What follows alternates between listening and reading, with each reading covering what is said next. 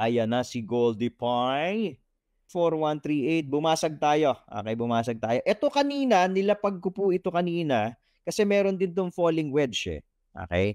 So, asan na yung Discord natin? Nilapag ko to kanina, sabi natin watch out. Hindi ko na nga lang nasakyan kasi ngayon lang siya nag-breakout. Okay, nilapag natin kanina yung trade idea na yan, na meron tayo na, eto, this is a falling wedge. So usually kasi yung mga ganitong drop, tapos makakita ka na ng falling wedge sa dulo, yun na yung parang pinaka nail in the coffin na sineshake out na niya yung mga gusto pa, okay? O kaya ini-squeeze kung maraming naka-short, ini-squeeze niya. Nandito po kayo sa Discord natin. Ito po yung post natin kanina. Pumoporma na BTD sa 1H by the dip setup sa 1H, 1 hour time frame yan. Ha? May falling wedge din pag na-breakout possible for 184.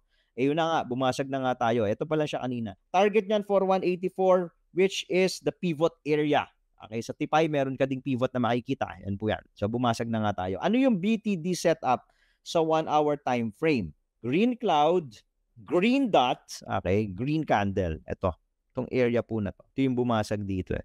Bumabasag na tayo. So, tingnan natin kung mauuntog ba siya sa 4184, magpo-pullback ba siya. And let's check kung nag-flip na tayo ng cloud ha. Sa 15 hindi pa, sa 5 probably pag lumagpas to ng 5 hindi pa rin eh. Pag lumagpas po ito sa 5 minute at masustain niya, probably we're gonna flip again. Papunta ka na naman sa bull.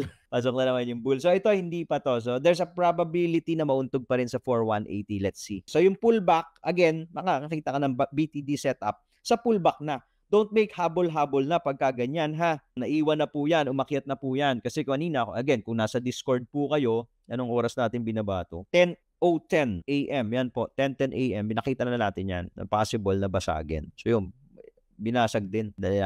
So ito po, mag-aantay na lang ulit. Ganun lang siya. Pero maganda na to kung mag-flip tong yung red niya. Okay, abang ulit tayo ng BTD.